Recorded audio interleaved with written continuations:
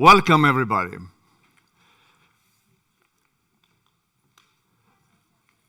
Dear colleagues, distinguished guests, and friends, it's my great pleasure to welcome you all to the 19th TICCIH Congress here in Kiruna, in the far north of Sweden, and we are gathered in a place where the legacies of industry and the challenges of the future meet in the most tangible way.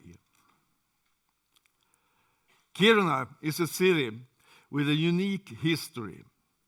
Founded in the early 20th century around iron ore mining, it quickly became a symbol of Sweden's industrial modernity.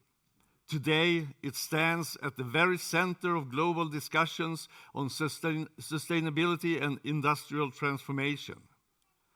As the town itself is physically relocating because of mining and as new green technologies emerge in the region, Kiruna provides us with a living laboratory for the themes of this Congress.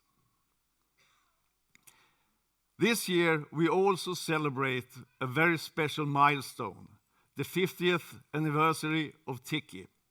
For half a century, our community has worked across borders to study, protect, and interpret the world's industrial heritage.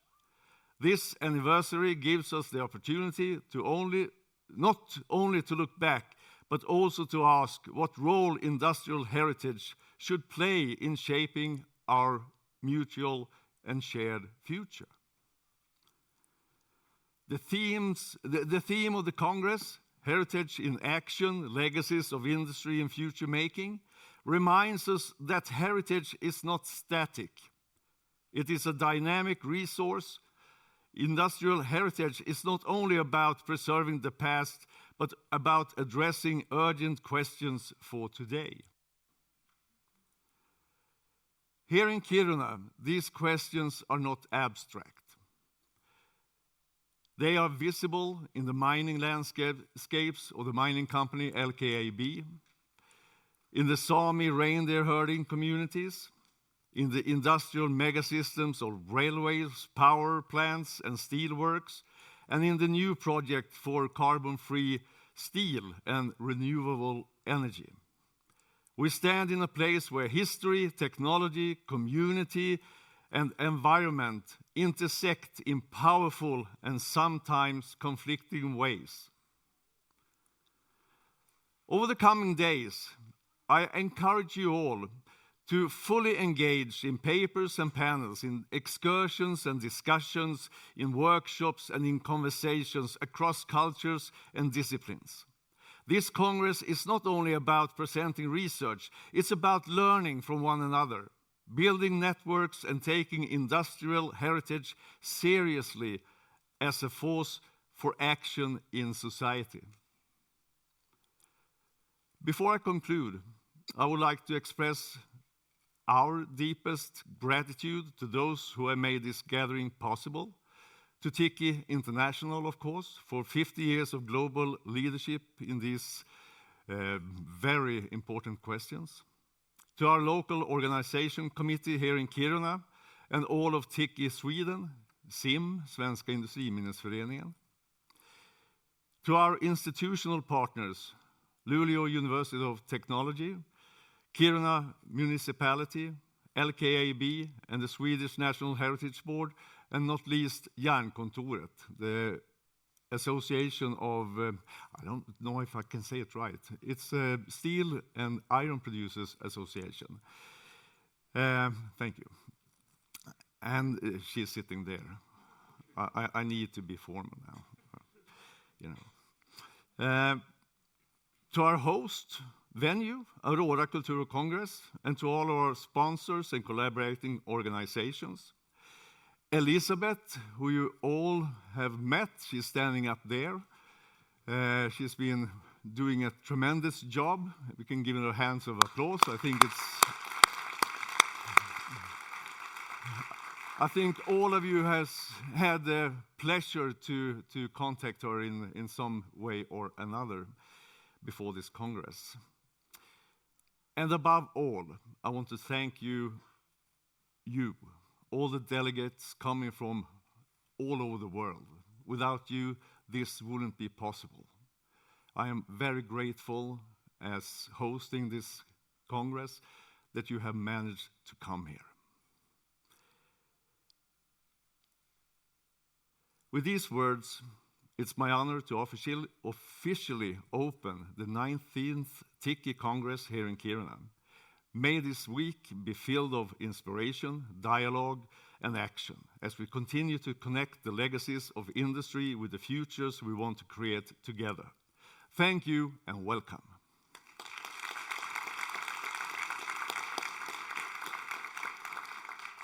I would like to have Dag Avango join me here on stage.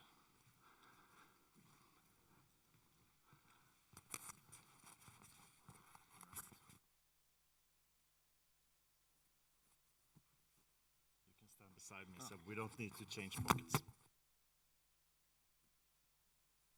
Okay, thank you, Roine. So I am Dag Avango, and I am representing one of the main partners here in organizing this conference, Luleå University of Technology, where I have a professorship in history, and many of my associates working with this congress is from this division.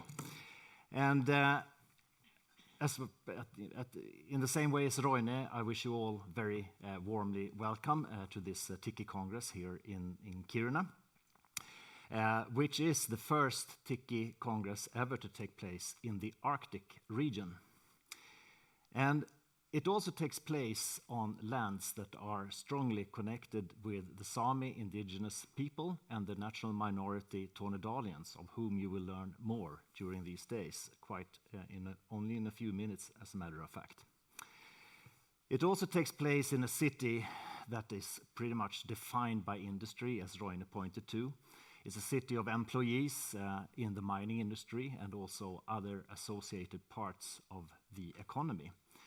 And it's also one of the epicenters of a massive new industrialization taking place in this northern part of Sweden and also in other parts of the Arctic region. An industrialization process very much driven by global demands for new raw materials, but also, as Roine pointed to, the global ambitions to reduce the emissions of CO2 from different industrial production processes. And this industrialization, it generates employment, it generates wealth, and needed reduction of CO2 emissions, at least that's what we hope.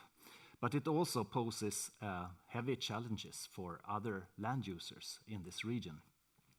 And also, sometimes for those who are trying to preserve cultural heritage, including industrial heritage. And during the coming conference days, we will discuss the role of industrial heritage in transformation and in competing visions about the future and competing understandings about the past. And I really look forward to all of the papers and talks that you will deliver on this topic and on other topics. And before handing over the microphone, I would also like to express my gratitude to colleagues and partners who have made tremendous job in putting all of this together. Roine already mentioned Svenska Industrimästsföreningen and Elisabeth Norlin Renmark from Nordic Congress. I would like, in addition, to mention Roine Viklund, our Congress General and also lecturer at the same division as I work, which I'm very proud of. Very good work, Roine. And also, and also Felicia Söderqvist, PhD candidate, also at history at LTU. Clara Trojan, who is an intern at our division. Jenny Sjöholm, lecturer in history at LTU and also at Gothenburg University. Kurt Persson, lecturer at LTU, a crucial person in organizing everything local here in Kiruna due to his big knowledge about this town and its history. And also Catarina Karlsson at Jernkontoret and Magdalena Tavelin Heldner at the Swedish Museum for Science and Technology in Stockholm. And of course, a number of members of the board in the TICCIH that has been crucial for this. So thank you very much. And, well, that's me.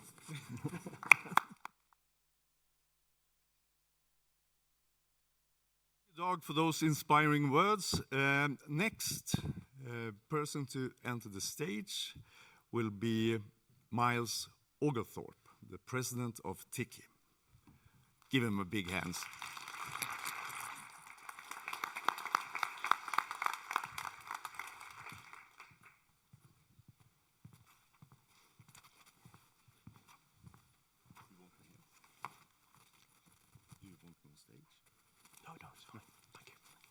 Thank you very much, Roine. Thank you very much, Dag.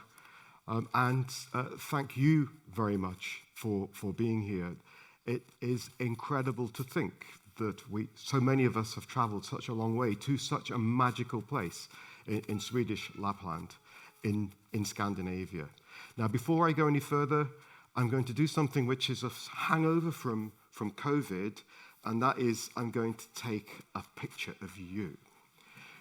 And so you're all to smile, because we went through a period when it was impossible to meet people, and we became very digital, and there were mosaics of faces, but you didn't really meet people. So to organize a congress like this has become a really, really special thing.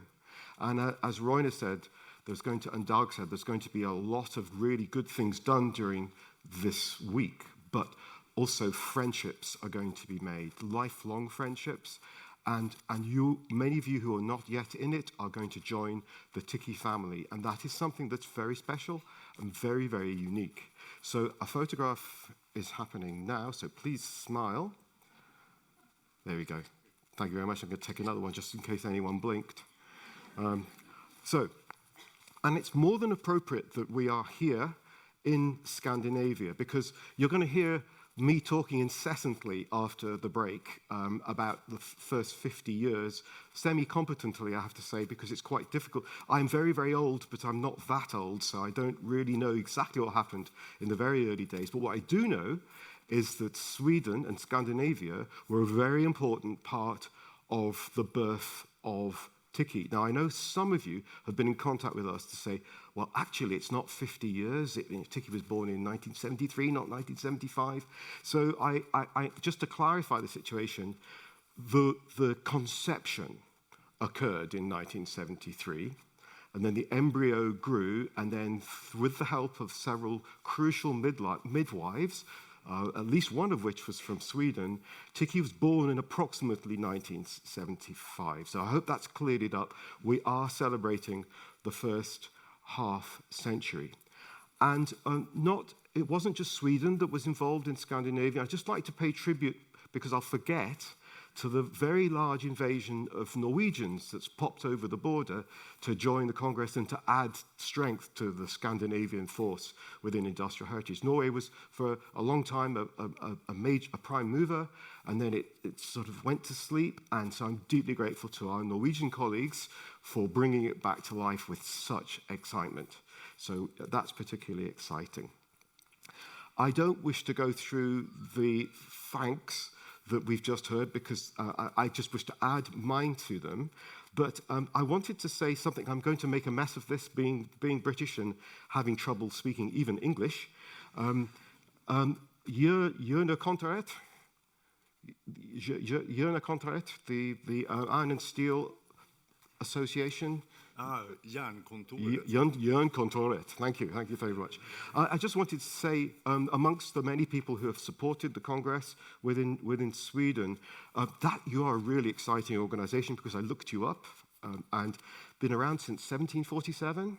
So, I mean, there is industrial heritage in an institutional, industrial, specific sectoral form, part of this Congress, supporting this Congress, and that's very, very exciting.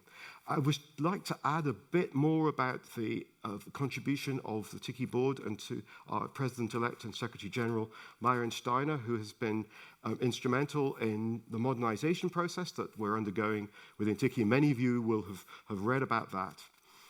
And the board has played a big part as Roine said, in supporting this Congress. And as they said, Elizabeth, you've been absolutely fantastic. So that's marvelous. I think during this Congress, as has been said, we're going to be looking towards the future. And I think the primary aim that we have is to make our past work for our future. And the big challenge is that industry generally has a justifiable reputation for having got us into this mess of climate change that we're now trying to manage and survive. But I think we all know that industrial heritage has a very special contribution to make. And so one of the things that we will discuss in the panel later is how we can harness what industrial heritage can give to help us manage the future. And what is it that is different about industrial heritage? So we need to get to the sense of how we can do that.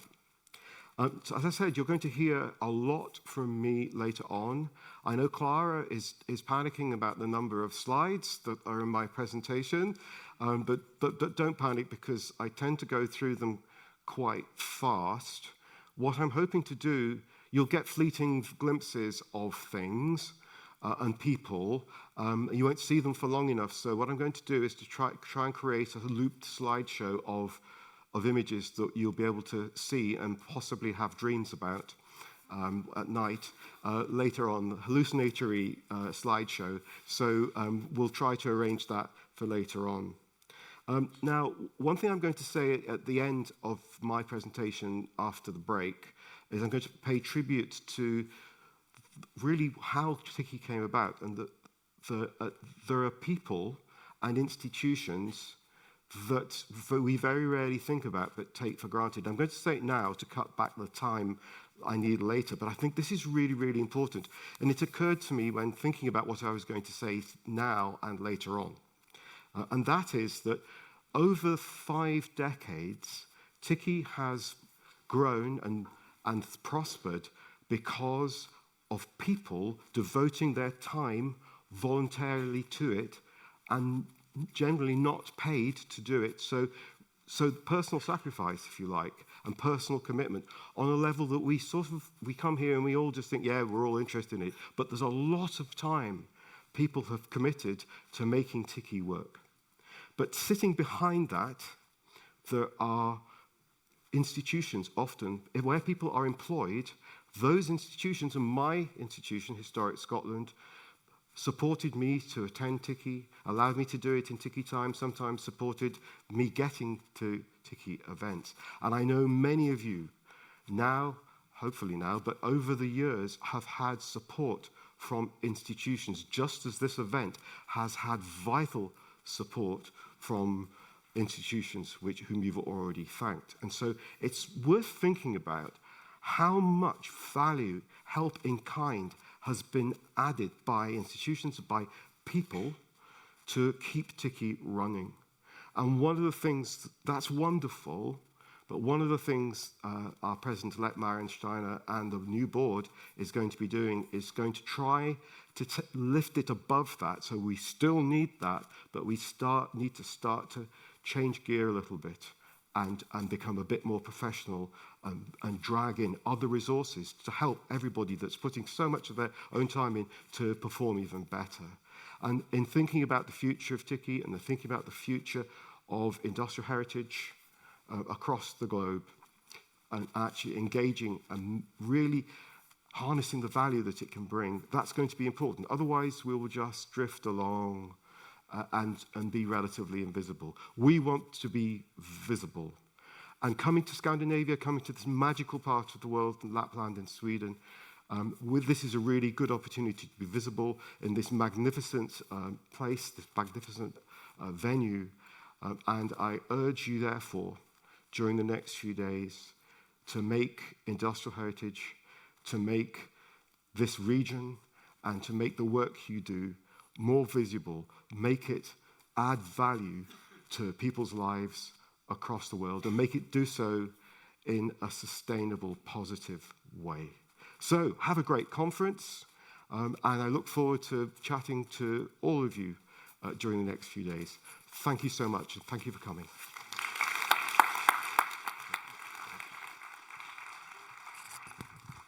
Thank you, Miles, for a very inspirational speech. Next on this podium, I would like to present Matti Blind Berg. And he's the president of the Swedish Sami National Organization. I don't know the correct English term, but it's called SSR in Swedish. Welcome. So, thank you. Sami Riikaservi is the organization that I represent as the chairman of the, I don't know any English word for it. No breaks on this one. So, thank you and welcome to Kiruna. Kiruna is the Sami name of the area of the city. It's nice to see so many people from around the globe gathering in Kiruna in indigenous land. And I hope this is going to be a start for a new look at how to respect the right of indigenous people, not only in Sweden, but around the globe, because the indigenous people represent a green transition. We talk a lot about sustainability and green transition, especially in my part of the world, in this region. I'm coming from a society that really lived out of the green economy, and now I see the mines and the industry all over. I have very big difficulties to see the green in that transition, but I hope this could be a new start. We could find new ways to find solutions on big problems and take down the level of tension that we have in my region. Because what happens now, Kiruna is, what you say, the capital of the mining industry in Europe. So, of course, we have big challenge in front of us. We, the people who try to live in a green way, in the old traditional way, to try to live what the ground producing. We try not to over-explore the nature. And that is the big issue we have to discuss and find solution how to go on into the future. We have in this region, we have 1, 2, 3, I don't know how many big mines that are planning that threaten my way of life. They're threatening the reindeer herders. In the community of Kiruna, we have the Kiruna mine, iron ore mine, of course, and there are plans for 3 or 4 more bigger mines coming up. So the grazing lands from the reindeers is on the way to, disappear. Sad to say, but I hope this could be a time for you to reflect and how to develop this modern society in a really green way. What's going on at the moment is not the way to go. But that maybe is more like a philosophic question. I'm going to end there, but I wish to send you a message. And think of this, is that conquers the right to history. Take that with you when you're leaving Kiruna and what you hear here. Thank you. I wish you really nice times in Kiruna and good meetings with people, because in this region, people have always met, different cultures have met, and exchanging knowledge and tradition. Thank you so much.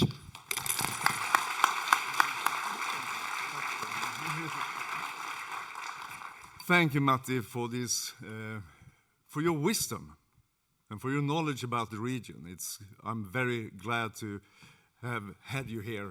Born and raised in the area, you know? I'm not, unfortunately. I did my military service here back in the days, 1980s. But that's a completely different story. And those of you who knows about Monty Python, yeah. Let's continue with Göran Fjällborg from the Tornedalians organization. And he has to explain a little bit more about what that is. And I'm very happy to introduce you. Welcome.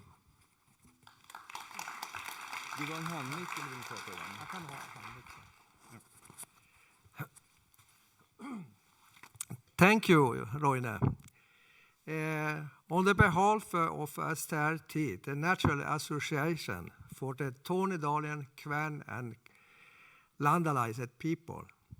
I'm Göran Fjällborg, head of STRT, and we are grateful for being invited to this day. This land, this northern region, are and have been shaping or living our roots for generations. Our ancestors cultivated the land, traveling for months, hunting and fishing, to finally reach the wetlands and harvest hay. Our existence has always depended on working with nature, a way of living that is stepping stone of your culture or language, meänkieli. A language that was common in the mines. As many of our ancestors became the first miners. To be able to stay here on the lands where our roots have anchored for thousands of years. We have long been forgotten the history books, the media and the forums like these. Yet, we have carried on our tradition, our culture, our language, our knowledge from one generation to next. And we, STRT, the National Association for Tornedalians, Quen and Landalized people, are very enthusiastic to stand here today, to continue the dialogue, exchange, knowledge, and engage in real cooperation that establishes respect for both people and nature. With this word, I warmly welcome you all. I look forward to a conference that will bring us closer together. To meänkieli ja näille sanoilla mie toivon tervetuloa ja uutan ilolla rikastuttava konferenssi. Thank you. Kiitos.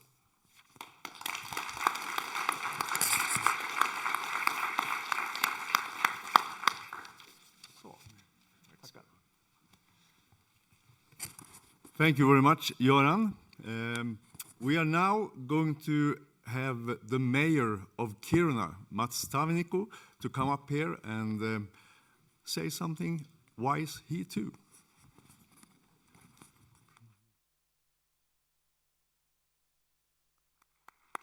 I hope so.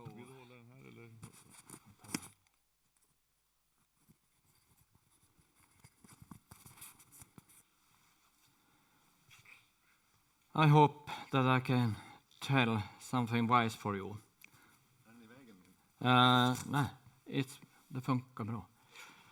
Ladies and gentlemen, as mayor of Kiruna municipality, I am proud to welcome you, all of you, to Kiruna and to the TICCIH Congress 2025.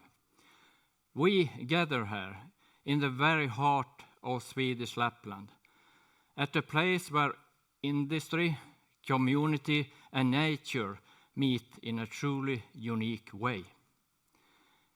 Kiruna is more than a mining town. It is a living story of resilience, transformation and innovation. Few places in the world demonstrate so clearly how industrial heritage, cultural identity and urban development are deeply intertwined. As many of you know, this city is undergoing one of the most remarkable urban relocations in modern history. What better backdrop could we have to reflect on the meaning of the industrial heritage in a changing world? The TICCIH Congress is not only an opportunity to share research and perspectives, but also a chance to build connections across disciplines, borders and generations. Here in Kiruna, surrounded by the vast northern landscape and guided by the centuries of human unity, we are invited to think critically, creatively, and collaboratively about the future of our shared industry heritage. Over the coming days, we will listen, debate, and learn from one another. I encourage you can take fully advantage of the rich program, but also to explore this extraordinary region, its history, its people, its breathtaking environment. Let Kiruna inspire us not only as professionals, but also as individuals, passionate about the stories and the shape our world, that could shape our world. I thank you for being here and for contributing your knowledge, your curiosity, and your vision. May this Congress be a milestone in our collective journey, and may it strengthen the bonds within our global TICCIH community. Welcome to Kiruna and welcome to Sweden. Thank you.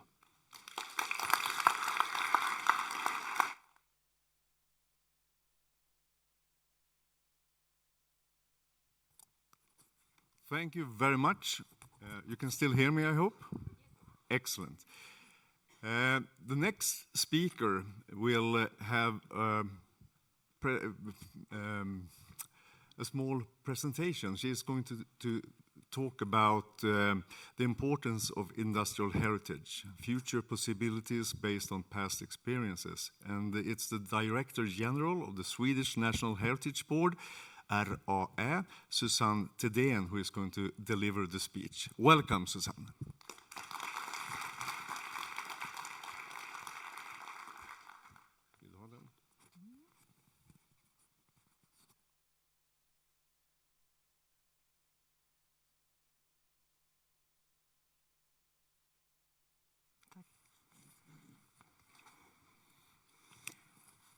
Thank you so much, and thank you for the invitation to join this Congress here in Kiruna.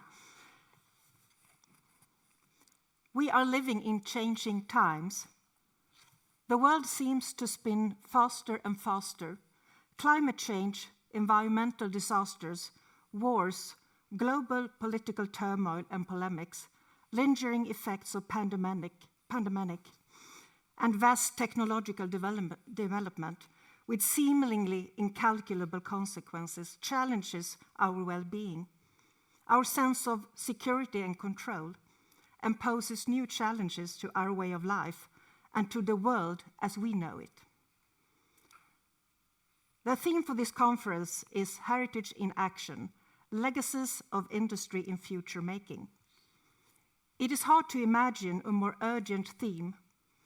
Industrial heritage shows us that the perceived challenges has happened before. Industrial heritage are relics of change and adaptation, of attempts to change the premises of human life and dreams of a better future, of exploitation, unintended consequences, miscalculations and disasters, and of triumphs, innovations, and development. Industrial heritage is a history of contradictions and conflicts of interest. And this conference focuses on tensions and controversies surrounding industrial heritage and its relation to wider tensions in present-day society. The themes will range from issues regarding sustainability, inclusion or exclusion and colonialism to future generations, popular culture, and artificial intelligence. These are questions that lie at the very heart of cultural heritage and society itself. Human history is, after all, a story of preservation and change, of dreams and setbacks, of development. The Swedish National Heritage Board is Sweden's central administrative agency regarding cultural heritage and museums. We are responsible for concerns about cultural environments, cultural landscapes, cultural objects, and museums. In our work, we strive to ensure that the cultural heritage is preserved, utilized, and developed, and to make cultural heritage a part of the society of time that enable us to glimpse past realities. It helps us to place our time and ourselves in a context. In addition, it creates new narratives and new memories that eventually will shape the future. This applies for the industrial heritage as well. In Sweden, cultural heritage has been defined as a vital societal function and critical infrastructure by the Swedish Civil Contingencies Agency. Heritage is thereby declared as essential for preserving life and health, societal functions, and our fundamental values. Since July this year, 2025, the Swedish National Heritage Board has a designated responsibility for societal crisis preparedness regarding cultural heritage, a responsibility for reducing societal vulnerability and for dealing with emergencies and disasters if they occur. Cultural heritage is important for humanity's collective memory and identity, and because of their importance, they often become targets in wars and other antagonistic attacks. The protection of heritage in case of wars and attacks has therefore become an important part of our work at the Swedish National Heritage Board. Another of our current priorities is facilitating the digital transformation of museums. We have launched a program for developing, coordinating, leading, and planning our work in this field in close dialogue with the museum sector. The ambition is to make the digital cultural heritage easily and democratically available for all in society, as well as to preserve it for the future.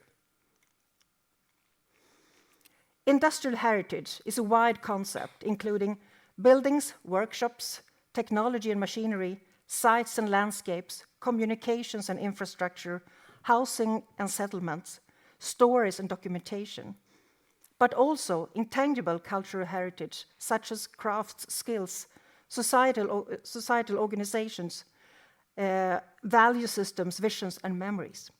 Together, industrial heritage reflects how people have tried to change the current way of life and how this have changed over the centuries. As relics of change and adaptation, industrial heritage also mirrors the major developments that in our own time strives to change the world for the better. One example is the European Green Deal, which aspires to transform Europe's industries, transport, energy, and economy into something more sustainable. Innovations, infrastructures, and clean technology will shape the heritage of the future, but the heritages of today have a role to play. After all, adaptive reuse is the most environmentally friendly way to build. Industrial heritage is often linked to global transformations and developments, in that respect spanning enormous geographical distances. Underlying causes such as trade, transatlantic networks, scientific achievements, religion, the Industrial Revolution, and colonization are some obvious examples. But industrial heritage is also of immense importance for local identity. Mines, industries, workplaces, and local infrastructure are important for people and communities linked to them. For others, the same local industrial sites and heritage sites might be symbols of tragedies, exploitation, environmental disasters, and colonization. These contradictions make the industrial heritage a symbol of both progression and oppression, of triumph and defeat. In this respect, it is a memory of contradictions and conflicts of interest. Throughout Sweden, thousands of working life museums tells us the story of local industries and their importance for the communities around them. From large industries to individual machinery, such as boats and mills and steam engines, they stem from authenticity, always located in the very premise where the work once took place. And every year, the Swedish National Heritage Board distributes funds to these museums.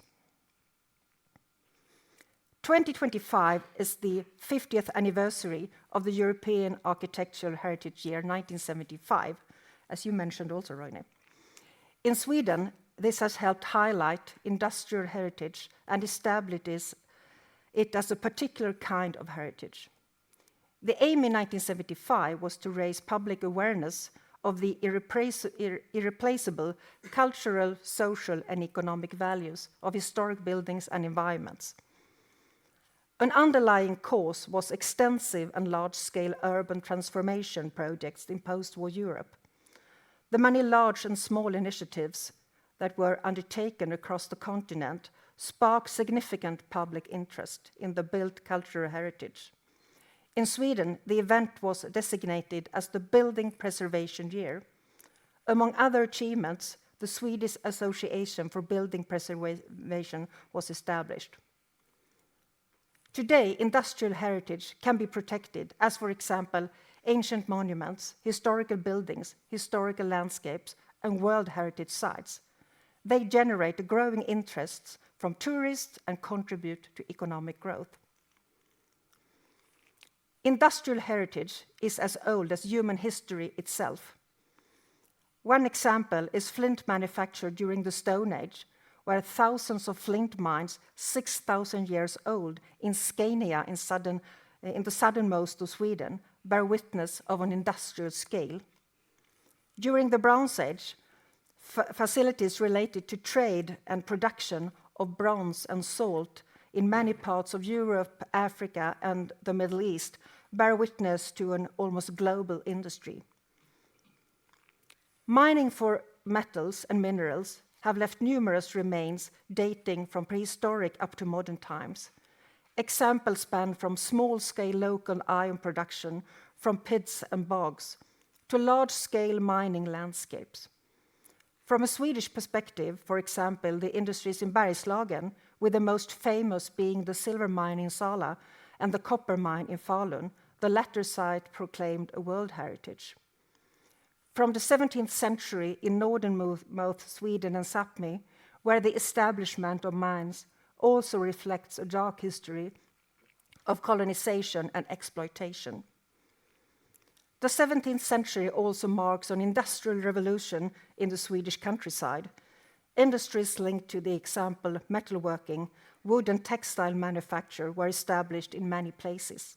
In some, for instance in Lövsta, Österby, Forsmark, and Gimo, Walloon influences created new spatial expressions, brought new technologies and new ways of life. The new industries craved communications and housing. Roads, railroads, canals were established. For example, the vast canal system in Dalsland that also included locks, aqueducts, and mills. All over Sweden, hundreds, thousands of crafts reflects the industrialized countryside of the 19th century and the vanished social class. The crafts were abandoned when the industries moved to the cities. In some cities, for example, the city center of Norrköping and Eskilstuna, the earlier industrial landscapes are still visible. Cravings for new technologies has left remains such as the radio station at Grimeton in Halland, one of the Swedish sites of the UNESCO World Heritage Site, and a nuclear reactor below the Royal Institute of Technology in central Stockholm. The industrial heritage shows us a society and a world that are different from the one we live in today, but it also tells us about conflicts and complexity. And I can't think of a better example than Kiruna, the place where we are right now. Kiruna was officially established the year 1900 as part of a large project to extract iron in the region north of the Arctic Circle. The history of the town is linked to the mining industry, and if not for the mine, the city would not exist. Kiruna was planned and designed as a so-called ideal city, thereby in a way connecting to today's concept of designed living environment and use of architecture, form, design, art, and cultural heritage to promote societal development. A vision of a modern city set in a vast Arctic landscape. The marvelous church was designed by the architect Gustav Wickman in a design inspired by Norwegian stave churches from the 11th century. And even if the city was founded because of industrial development, the links to the past was important. At the same time, Kiruna was built as a mining town, a globally linked high technological environment. The mine in Kiruna is still in operation and constitutes the largest underground iron mine in the world. The vast underground mining has caused the ground to crack below Kiruna and Malmberget, and in some areas it might even collapse. And as late as last week, the church here in Kiruna were being moved to a new and safer location in a thrilling display of how heritage that are important to people might be saved by ultra-modern technology. And it was everybody here in Sweden was able to follow this on slow TV for 2 days in a row. It was fantastic. At the same time, the region is characterized by the traditional land uses of indigenous people and national minorities, which causes growing tensions about land use and the future, and generates different perspectives on the industrial heritage. The same site might represent either something good or something evil, depending on the perspective. Heritage is not about compromise. It is not about consensus or about determining who in the course of history has been good or evil and preserve only the good. Heritage is about showing the complexity and diversity of human history and endurance, including conflicts and dark sides. To learn for the future, we must remember all sides and perspectives, including the painful ones.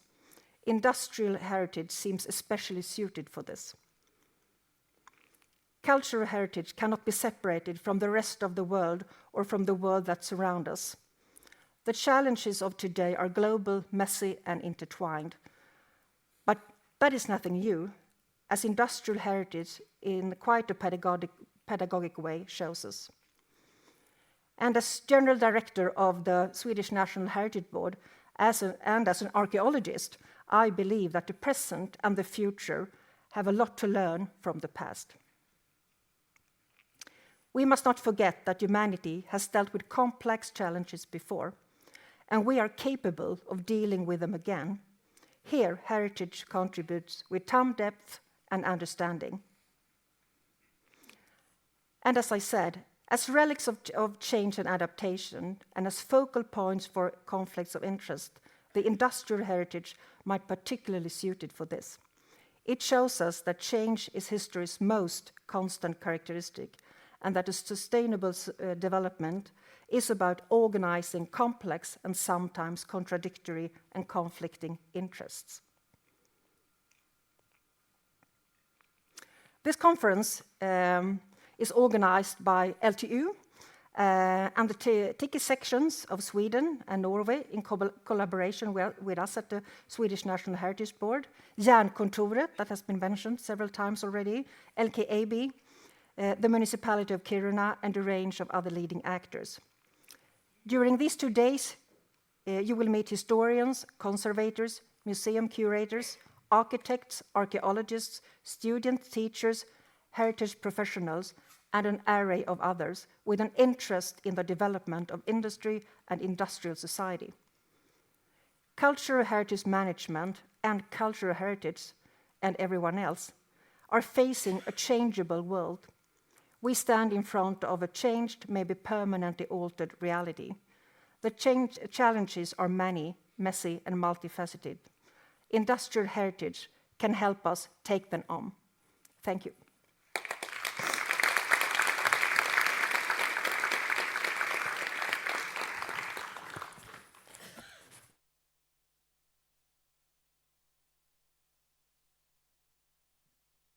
Stay here for a while, a short while. Thank you very much, Susanne, for this very thoughtful speech. I'm very glad that you could come here. And as a small token of our appreciation, we want to give you this T-shirt. If it doesn't work, if it's too big for you, you can change it. It's probably too small. Well, I didn't want to say it like that. I tried to, you know. You can change it up there where we registered. It's beautiful, thank you. Yeah, it's the TICCIH T-shirt, which you all can buy. And I mean, this is the 50th anniversary. And that means this T-shirt, it's in limited edition. It's going to be worth a fortune. So if you want a real chance to invest some good money, you buy it. And if you want it signed, I can sign them for you. It's no problem whatsoever. And that will even heighten the value of the T-shirt even more in the future. So think about it. It's a limited edition, and you have the chance to have something unique. It's not every day that you get a chance to do that, right? The other thing is a book recently published by Jernkontoret, once again Jernkontoret. It's about medieval mining districts in Sweden, the essential outlands. So I want to give you this too, and have a lot of joy with it. Thank you so much. Thank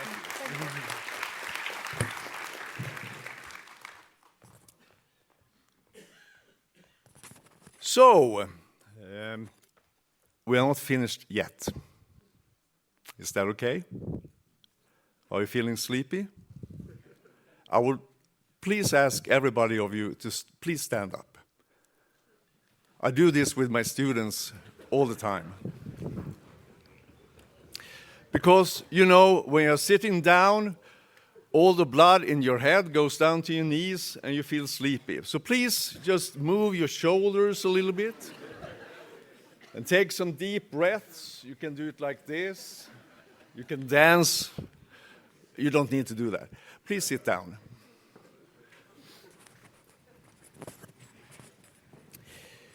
Now I want to introduce Johan Sandström, a professor of something at LTU. He's a colleague of mine. It's one of these subjects you don't want to talk about. It has to do with economy and stuff. Yeah, but he's nice. I want to also ask Matti Blind Berg to join us on the stage. Catarina Karlsson from Jernkontoret. Miles. Mats. I'm leaving now. No, because I have to meet the representative from Swedish government. Oh, okay. Too bad. Thank you for being here. And say our hello to the Swedish government. Excellent. But Josephine Ylipää is more than welcome, and she is the representation of the Tornedalians and Kvenenlantalaiset. Yeah. So I give the floor to you, Johan. You can do that. I can do that, and I can sit down. Please do. Yeah, excellent.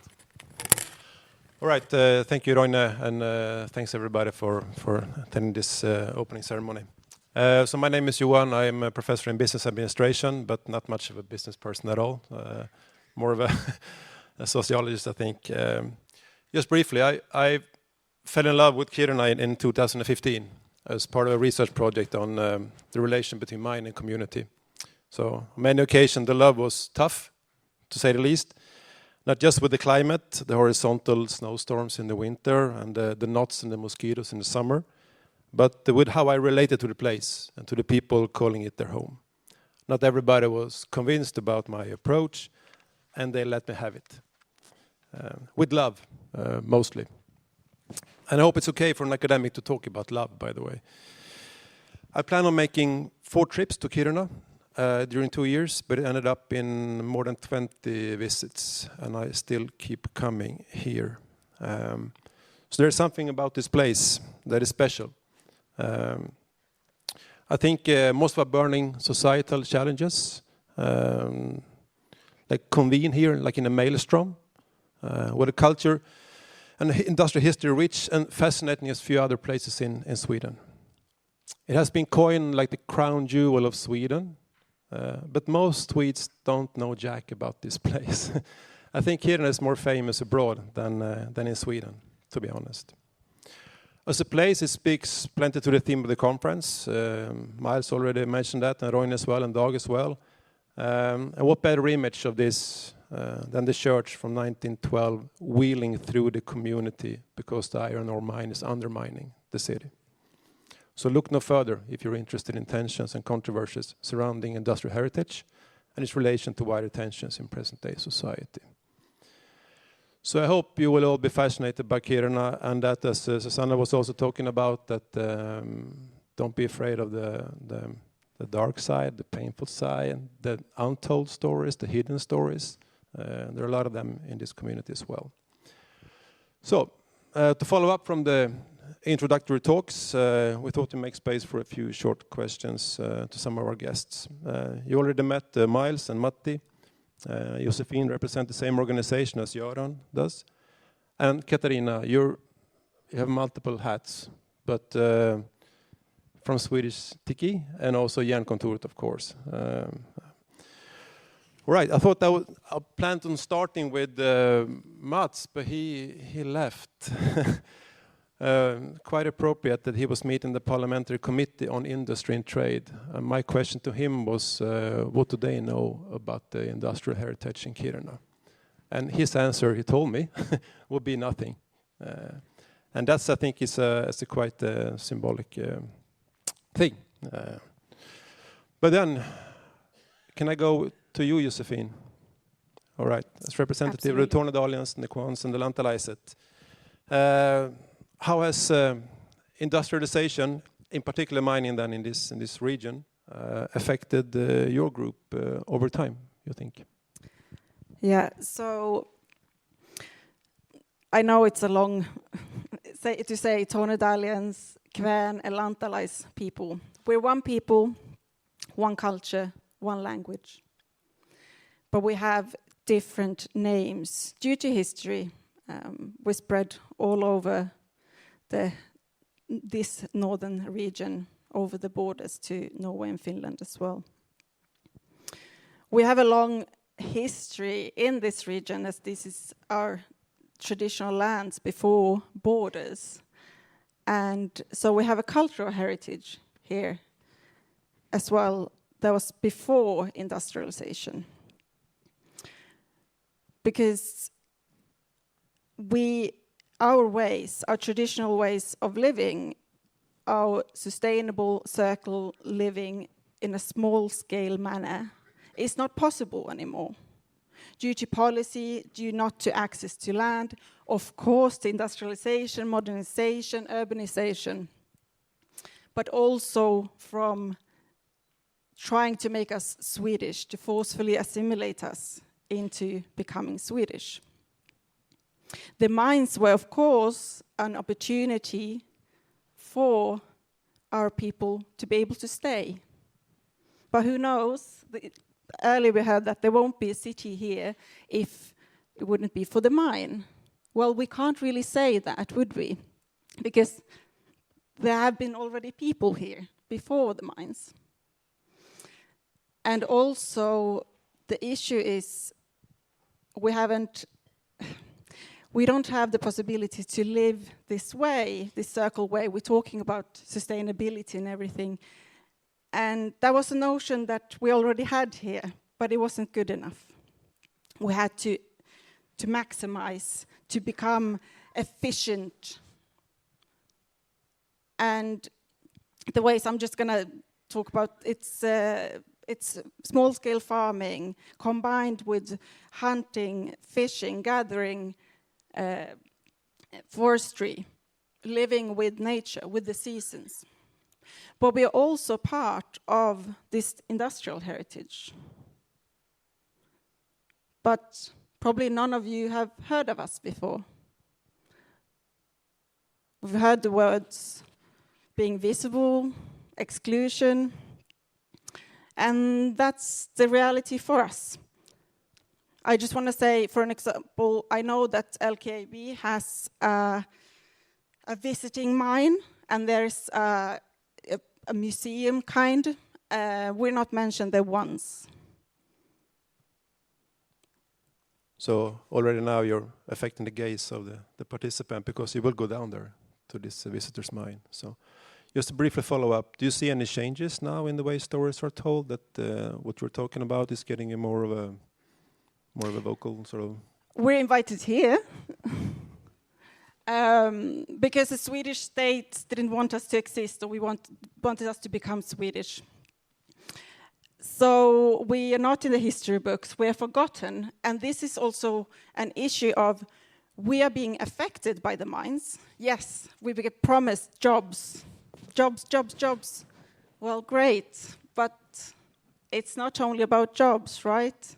We're talking about cultural heritage, and also not having the possibility to have an impact on something that affects our lives every day. One thing I haven't really heard here is talking about power imbalances. We talk about cooperation, working together. I do look forward to that, to have cooperation, to also be included more, because this is a great step forward that we are invited here. But we cannot forget the power imbalances. A mining company, a huge, or the state, and then we have local communities, minorities, indigenous people. How are we supposed to have that type of cooperation if it's such a big gap and we don't have any impact today? I should say also that LKAB was invited to this panel, but we didn't get a reply, and might be the church move, or anyway, you will have their side of the story, hopefully, when you go to the visitor's mine as well. I would like to ask the same question to you, Matti. How has industrialization affected the Sami people in this region over the years? Well, it's very similar to what you're talking about. You could say exactly the same mechanisms behind it. And the invisibility of our culture and our people is still something that's going on, because the Swedish government and the industry see us as,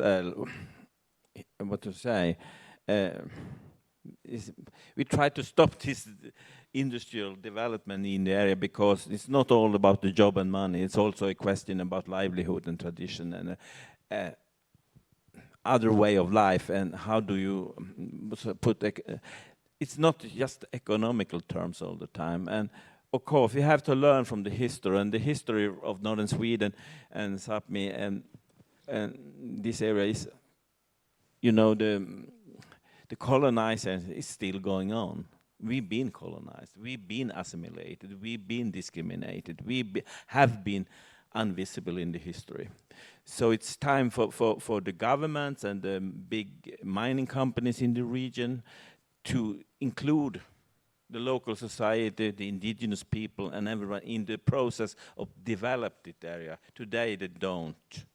I really ask for the big companies that are in this region, most maybe LKAB, that is the big government-owned mining company.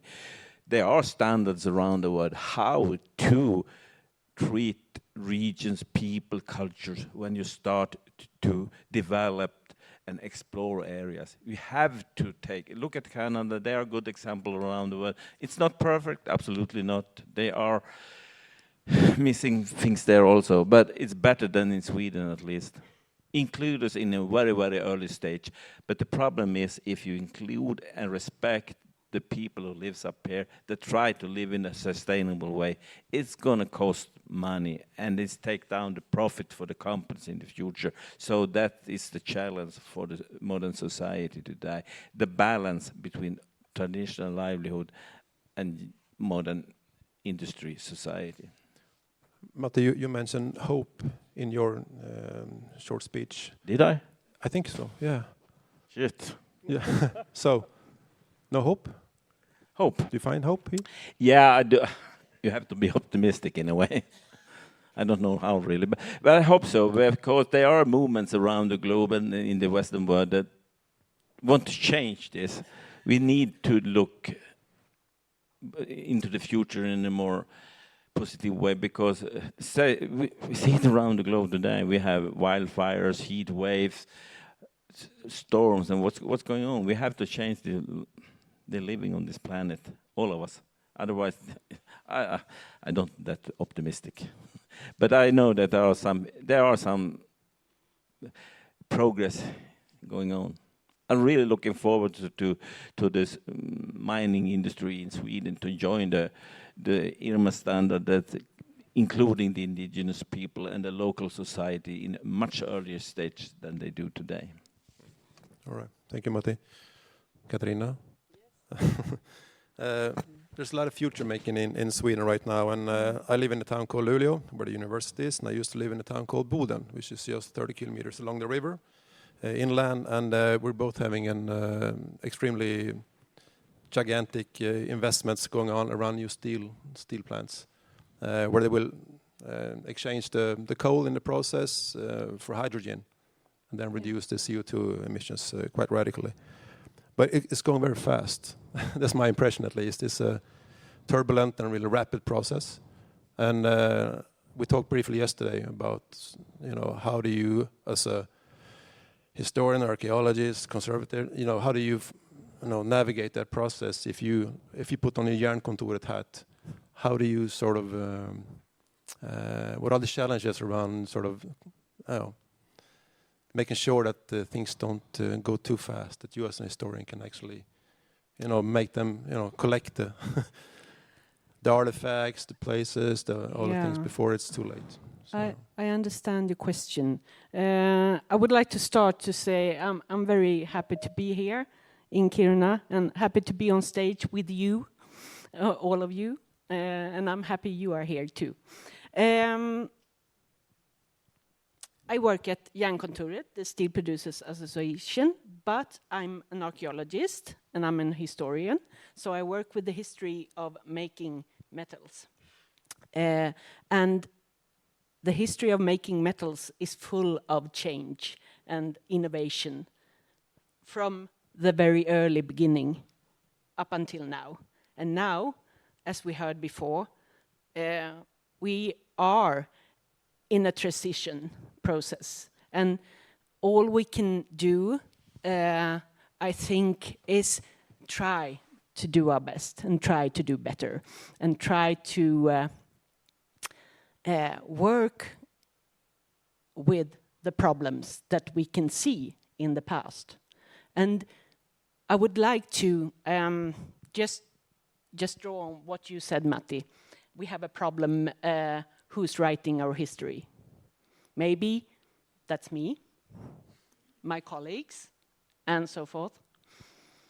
But we're here today, and we'd like to learn, and we'd like to share, and we'd like to go forward, maybe together, if it's possible, to work together and see possibilities for the future. It's hard, of course, today, but a lot of change is happening, and we're living in a world full of problems, but also full of change. So maybe I would like this conference to be about meeting, changing, and looking to the future. And as Miles said, the only thing we can do is try to, discuss and looking forward to doing better and doing it together. Thank you, Catarina. So my question was a bit vague, maybe. Yeah. But what I would try to say is that the time, acceleration, speed has become such a sort of prominent aspects of the processes right now that people like you are highly in demand, because it's so rapid. What's going on? So that's just. the question is hard because it's about documenting the processes that's happening right now.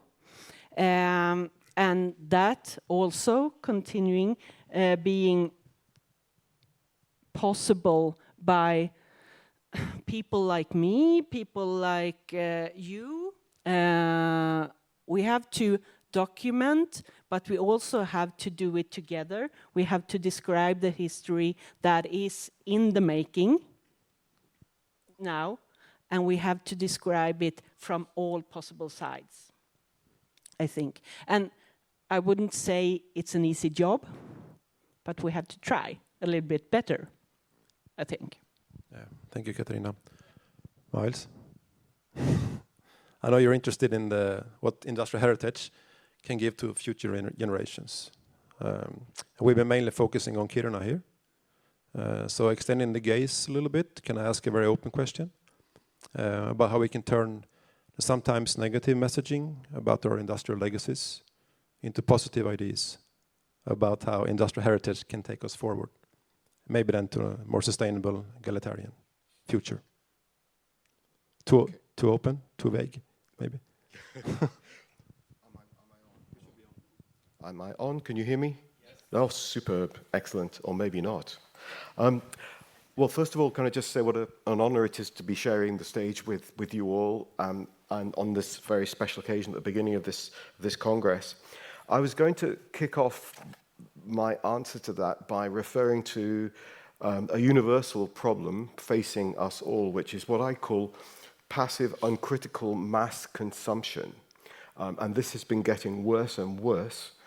And I think what's happening here in this region is that at the top end of that, the fact that there is this ever-increasing demand for consumption of all types of goods to be manufactured across the world, and people are becoming increasingly disconnected from what it is they're consuming.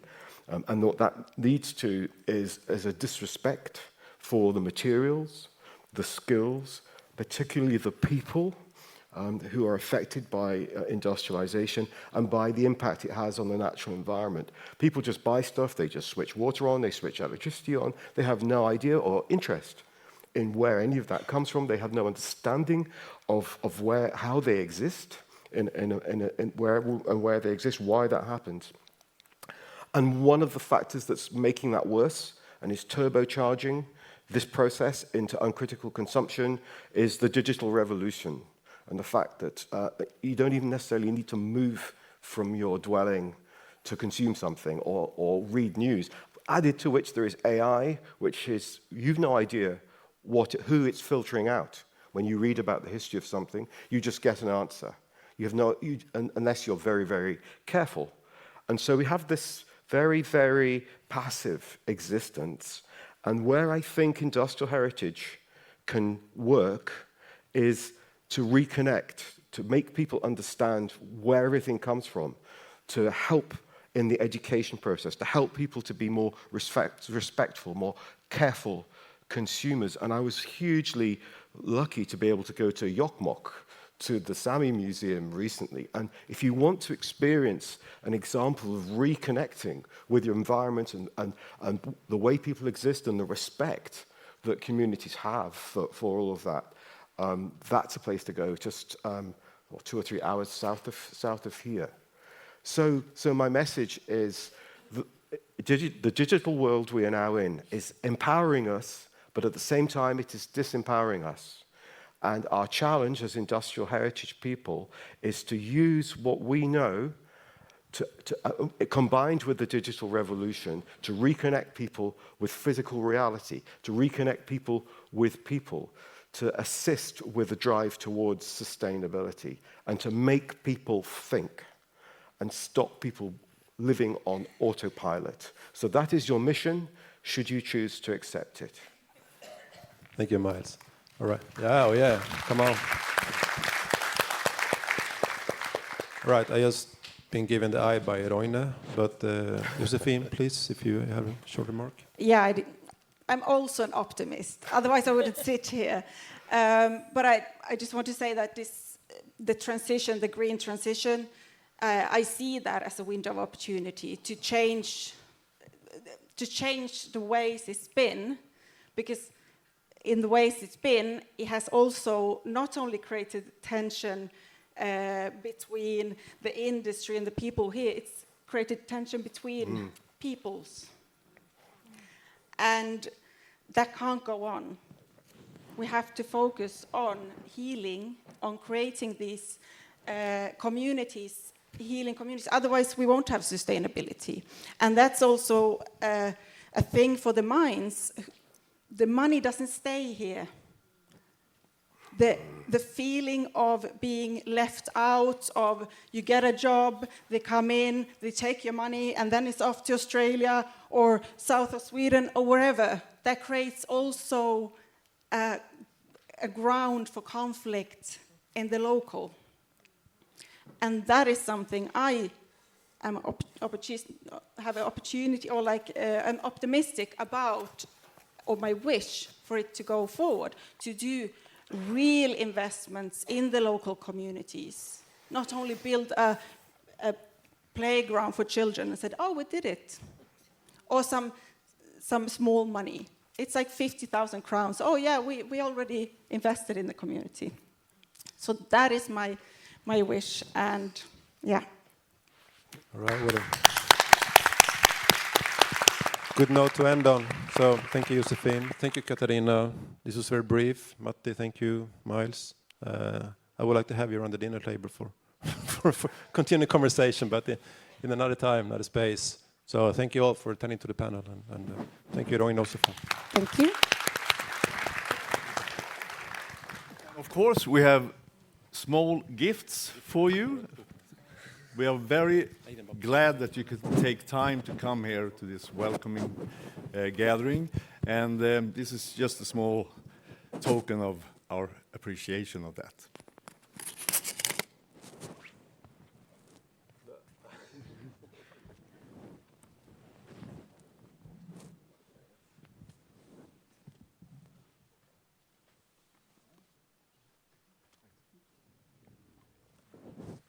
It's going to be interesting to see if we're mentioned in this book.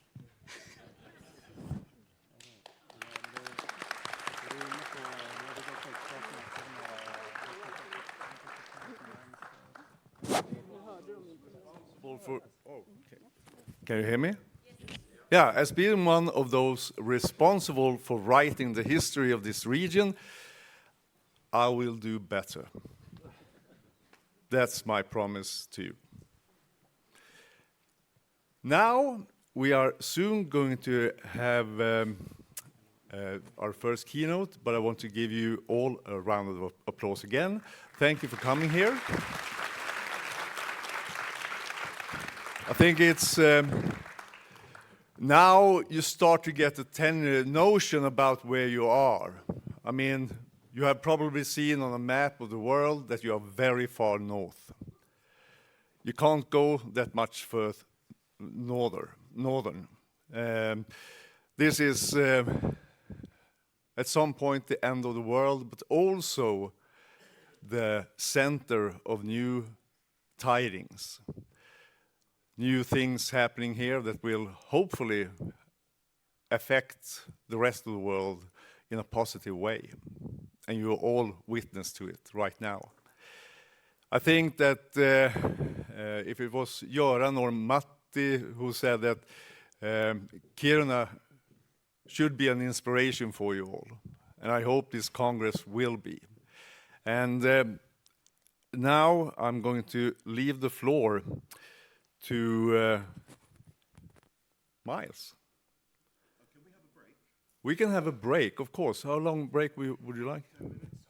5 to 10 minutes. And that means we don't have, in Sweden, a cultural thing. When we say 5 to 10 minutes, it means 7. Okay. So you need to be back in 7 minutes.